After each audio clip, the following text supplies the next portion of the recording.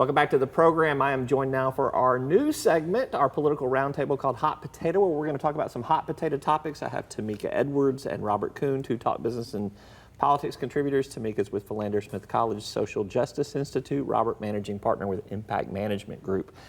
Thank you both. Thank you. You guys ready to get into some of the hot topics of the week? Depends on how it goes.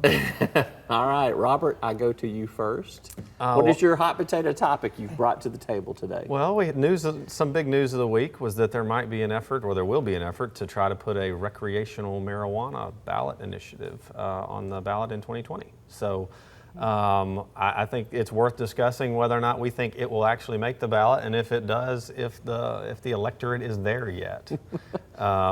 Anybody want to jump in on that? Well, I think the electorate is probably there, but I think we have to have conversations around decriminalization of marijuana with individuals who are currently incarcerated. And so, you know, having that conversation of what public policy does to people who have already been convicted of those crimes, I think is really important because it disproportionately impacts Black and brown people. Yeah, and that is it's two separate issues, basically, yes. And the ballot proposal could be two separate issues. Mm-hmm. So are you saying that you think that one issue probably has some public support and the other one doesn't? Legalizing has public support, I believe, especially since medical marijuana has moved forward. But in thinking about legalizing marijuana, recreational marijuana, I think we have to have a larger conversation about what it does with criminalization. Yeah, so. I don't know if it makes the ballot or not. The group that is putting this on has pushed for some stuff before, and sometimes they've had success, but they haven't had big success in terms of they've gotten close a couple times, I guess is what I'm saying. But here's my point: is I think Arkansas is ready for the conversation about legalizing recreational marijuana and decriminalizing it. But I'm not sure if public opinion is there yet, is my take. Yeah, I think that the most interesting thing is going to be this new process by which things get on the ballot, because you've got, you know, they've changed it from the AG to the Election Commission, and there certainly is a possibility that you could go gather a bunch of signatures and then get thrown off or not be certified and have to start over. I think if you've got an effort that's grassroots based, that's going to be harder. If you had a bunch of big money behind it, you can potentially, start it back over and rechurn it. This group's traditionally been more grassroots oriented, so I think the procedures could be a little clunky coming out of the gate with these new rules. I would probably agree that I don't know that the electorate is ready for full-on recreational. I think it's a little bit of a bridge too far.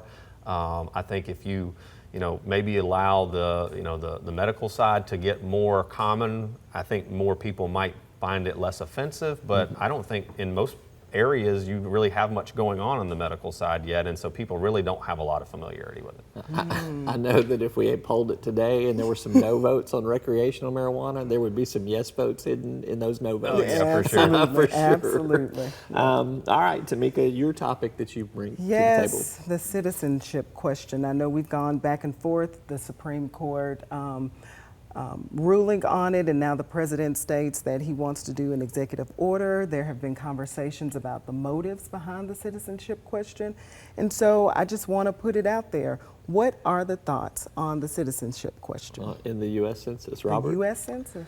Well, I think citizenship question is kind of, in my view, as I think about it, it's kind of like voter ID. It's kind of like one of those issues that someone brings up and goes, well, why shouldn't we just do this, right? And you have a lot of people at a basic level that say, well, yeah, you should show your ID when you vote. Yeah, of course, why not answer the citizenship question? I think the behind the question really is a different dynamic, right. And so there certainly is an effect that is caused if you ask the citizenship question. You've got people that maybe go into the shadows, they don't want to answer it, they don't want to answer the census. It kind of makes it more difficult to actually get an enumeration of the people, which is what's required under the Constitution, because the Constitution doesn't say count the citizens, it says count the people. So there's kind of a disconnect between the why and just the average person, I think, that goes, what's the big deal? And so I think that's really, you have to peel the layers of the onion back to really understand what that net effect is. What do you think? Well, I think I agree, Robert. All right.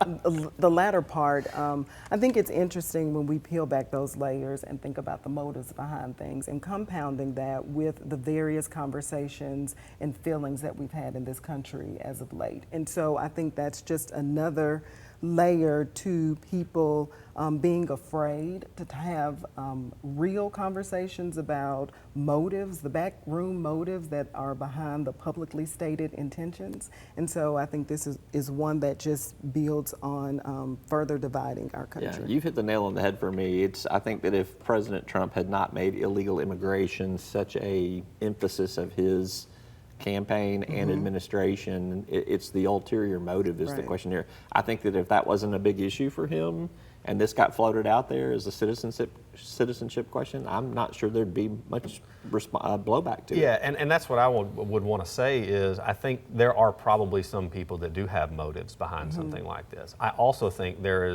are people out in the public space and even in the elected space that just go, I don't understand what the big deal is. Why can't we ask that? So I think there are people with motives. I think there's a lot of people that don't have it from a motive-driven perspective, and they just think it's it's kind of standard fare. And so you kind of got both camps, I think, on this issue. All right, my topic is the 2022 election cycle in Arkansas. I know we haven't hit 2020 yet, but 2020 is not so interesting to me at this point, except for the presidential level. But in 2022, Asa Hutchinson is term limited as governor. So is Leslie Rutledge and Tim Griffin are AG and lieutenant governor. John Bozeman likely to be the ag chair of the U.S. Senate if the Republicans hold the Senate at that point in time. And we have Sarah Huckabee likely back in Arkansas with some political, at least interest, I will say, at this point in time. It will also be the first race after congressional and legislative redistricting. I think 2022 could be as close to maybe 2014 in terms of wildness and craziness and political intrigue. Agree or disagree with me? Oh, I agree, and I think the other piece of it could be, what happens, if you have open congressional seats, if one of our congressmen decides to do something else, and that just adds another chair to the musical chairs that could take place in the state with, Leslie Rutledge or any of them that start looking at other opportunities that might be the best fit for them.